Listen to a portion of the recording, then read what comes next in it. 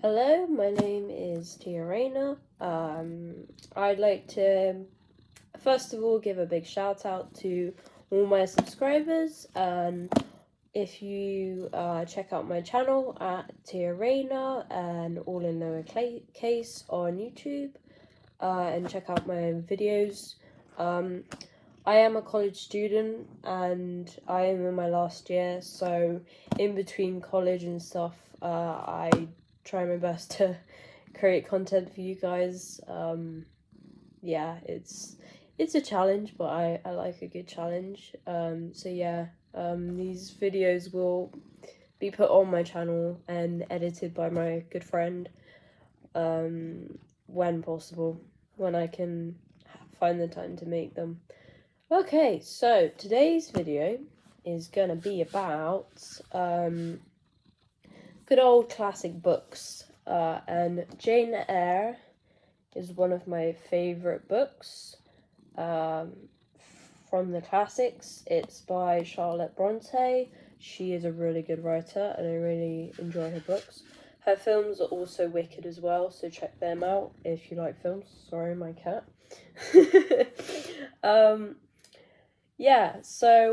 I started this book a while back.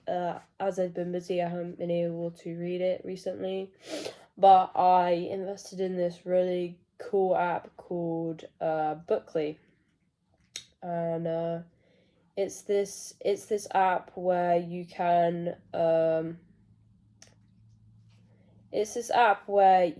keep track of all the books that you read. It's right there. Ooh. Hang on. Yeah, it's like a little blue book icon. You can change your icons over time when you read books, and audiobooks can be put on there as well, and all sorts of stuff, so it's really cool. And I've just started to use it recently and I really like it. It's really useful and really easy to read. Okay, so today I am going to read you a bit of my Jane Eyre book, and feel free to leave comments down below and let me know what you think of the book so far and whether you want this to be like a regular thing that I do. I would really appreciate your feedback and comments, as it would be really useful for future content. So, without further ado, let's get started. Okay.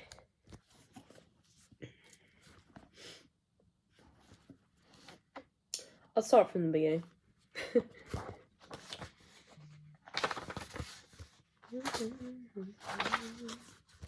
First, I'll tell you a bit about the book. So I'm going to read the blurb.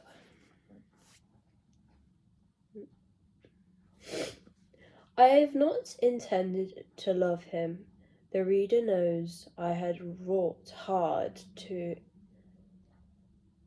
attribute from my soul the germs of love they detected, and now, at the end, first renewed view of him, they spontaneously received, great and strong, he made me love him without looking at me.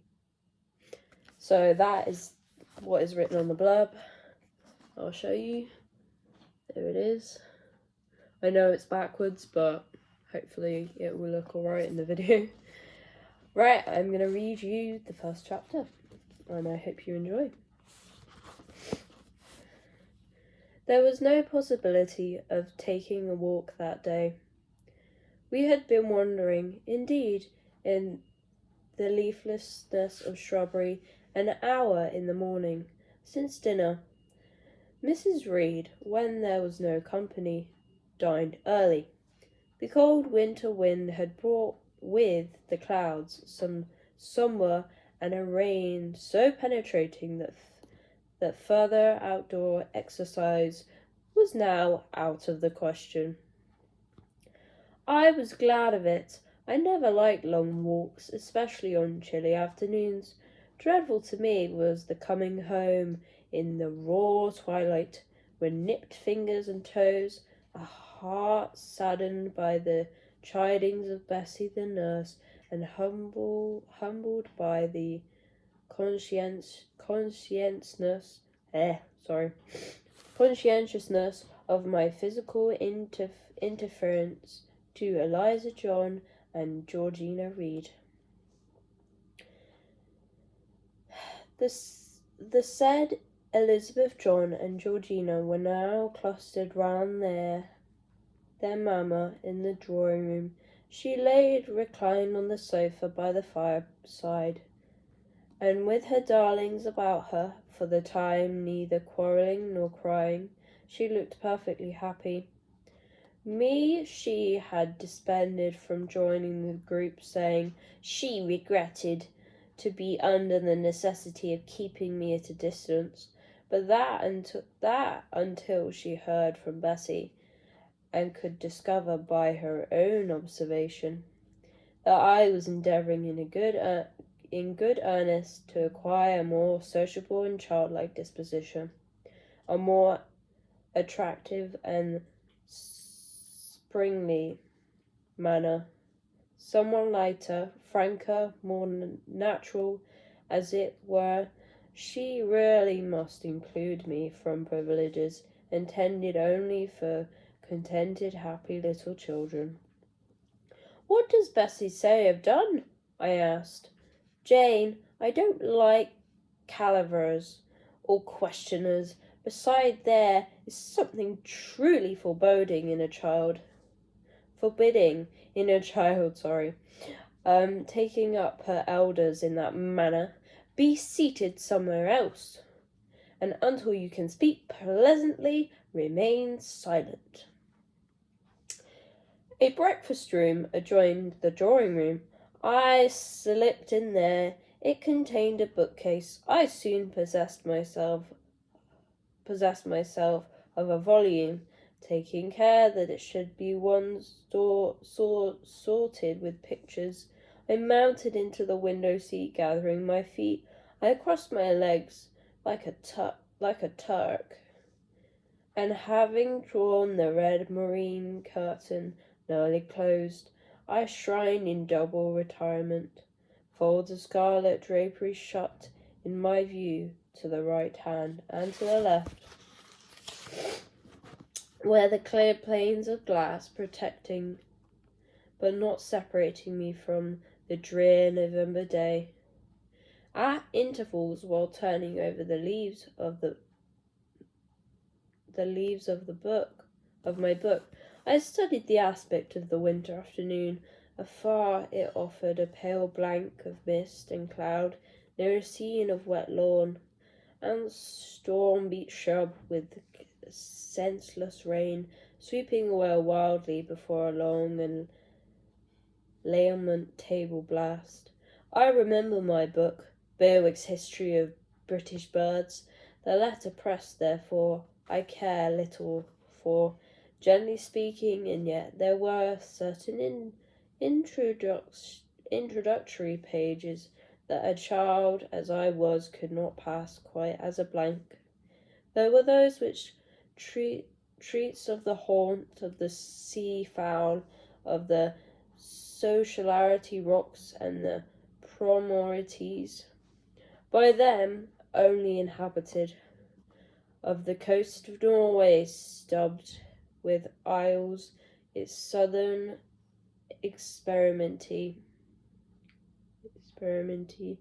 the Linnaeus and the Naz and the North Cape, where the Northern Ocean in vast wells boils round the naked melancholy isles of farthest Thurel, and the Arctic surge pours in among the stormy Hebrides. Nor I could pass unnoticed the suggestion of the bleak shores of Lapland, Syria, Surbigan, Nova Zembla, Iceland, Greenland, with the vast sweep of the Arctic zone, and those forlorn regions of dreary space, the reserve of the frost and the snow, where the firm fields of ice, acclimation, and centuries of winter glazed in the alpine heights above the heights surrounded the pole, and concentrated the multiplied rigorous of extreme cold. Of these death-white realms I formed an idea of my own, shadowily, like a half-comprehended notions that floated dim through child's brains, but strangely impressive. The words in these introductory pages contented themselves with the succeeding vigilance, and gave significance to the rock standing up alone in the sea of billow and spray, to the broken boat stranded on the desolate coast, to the cold and ghastly moon glancing through the bars of cloud at a wreck just sinking. I cannot tell what sentiment haunted the quite solitary churchyard, which its inscribed headstone, its gate, its 2 trees, and its low horizon, girded by a broken wall, and its newly risen crescent ascending the hour of eventide. The 2 ships becalmed on the turbid sea, I believe to be marine phantoms. Okay, I know that's not the whole chapter, but I'm going to leave it there. I've read you 2 pages, so yeah, by all means, leave me down some comments below this video if you'd like me to carry on reading Jane Eyre, or if you have any suggestions of books that you would like me to read, and if you want any further videos like this. I love reading, so I'm happy to do videos like this. Yeah.